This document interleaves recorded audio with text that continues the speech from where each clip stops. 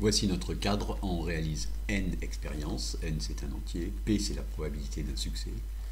Ici on lance 60 fois un dé. P égale à peu près un sixième. Succès c'est obtenir un 6. Alors toutes ces formules, vous êtes censé les connaître. On ne va pas vraiment les utiliser d'ailleurs.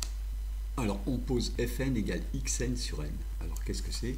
C'est le nombre de succès divisé par le nombre d'épreuves. C'est-à-dire que c'est la fréquence, ou si vous préférez, la proportion des succès à l'issue des n expériences. Par exemple, n égale 60. On a une moyenne de 10. Je vais avoir à peu près 10 succès sur 60 épreuves. Ça fera une fréquence assez proche de 10 sur 60 égale 1 sur 6, c'est-à-dire P. Alors ce que vous avez vu en classe de seconde, c'est ceci. Cette fréquence, elle est très proche de P, surtout si n est grand, et même vous avez vu cette probabilité. Alors ici, on va voir beaucoup plus précis. Pour n'importe quel nombre alpha entre 0 et 1, n'importe quel entier n, on considère cet intervalle. Alors on voit qu'il ressemble un petit peu à l'intervalle de seconde, en plus compliqué. Bon, il y a le racine de n en bas, et puis c'est un intervalle qui est centré en P. Et le résultat qu'on va prouver est le suivant.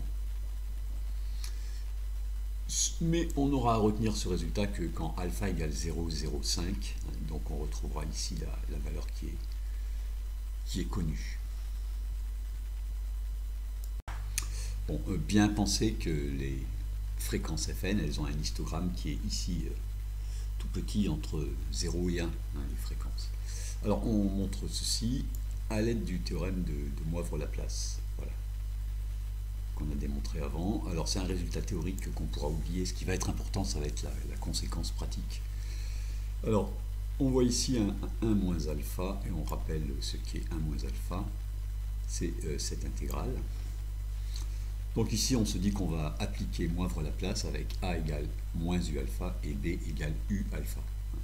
Donc on va seulement modifier un petit peu cet intervalle ici, cet encadrement, pour qu'il soit exactement équivalent à xn sur n appartient à in.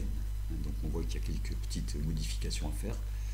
Alors ici dans cet événement, on multiplie partout par... Alors d'abord on remplace a et b par les valeurs indiquées, puis on multiplie par racine de np fois 1 moins p partout. On obtient ceci, puis on multiplie, on divise par petit n. Voilà. Alors c'est ça, oui. Et ensuite on ajoute p partout. Et on est arrivé exactement à dire que cet événement est celui-ci, c'est-à-dire ça veut dire que xn sur n appartient à l'intervalle qui est ici, qu'on appellera l'intervalle de fluctuation des fréquences au seuil 1 moins alpha. Bon, on reviendra sur cette expression.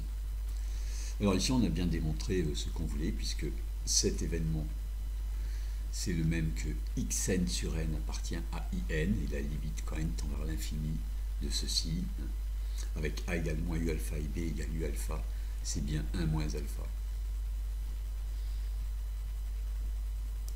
Alors, cette démonstration, elle est dite exigible dans le programme. Tout ce qu'il faut retenir, c'est les petites manipulations pour passer d'un événement à l'autre ici, des additions, des divisions.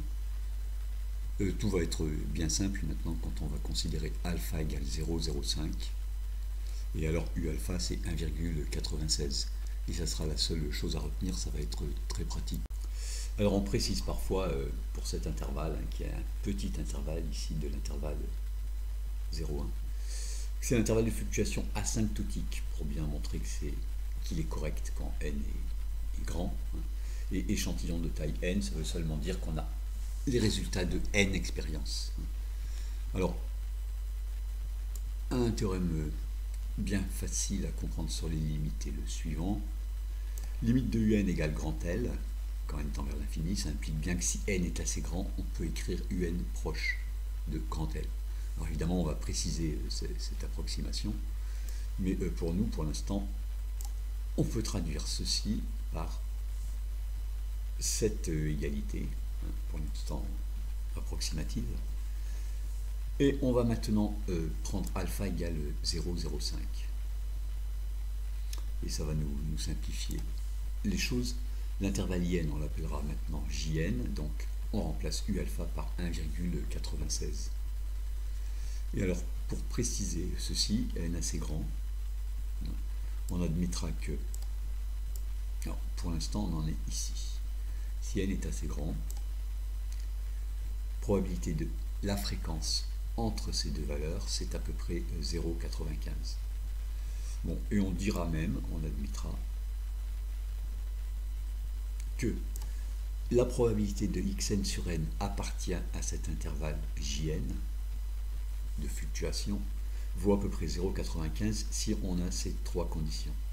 Alors n assez grand, évidemment, puisque c'est quand n tend vers l'infini, mais aussi n fois p et n fois 1 moins p supérieur ou égal à 5. Alors on montre sur un exemple ce que ça fait. Si par exemple n vaut 30, c'est le minimum. Ici les conditions s'écrivent 30 fois p supérieur à 5, 30 fois 1 moins p supérieur à 5, c'est-à-dire finalement p entre 1 sixième et puis 5 sixièmes. C'est-à-dire qu'il ne faut pas que p soit trop petite ou trop grande pour pouvoir écrire probabilité de fréquence et dans l'intervalle Jn. Une remarque, je viens de qualifier cette phrase de théorème. Ce n'est évidemment pas un théorème, on ne peut pas démontrer une histoire comme ça approximative, c'est juste un principe pratique. Alors maintenant on se débarrasse définitivement des alphas, notamment on réécrit cette phrase ici. Qu'est-ce que c'est notre intervalle de fluctuation? Au seuil 0,95, c'est cet intervalle ici, et on l'appellera intervalle de fluctuation de la fréquence au seuil 0,95. Donc on peut enlever ici ces alphas et puis aussi ceci.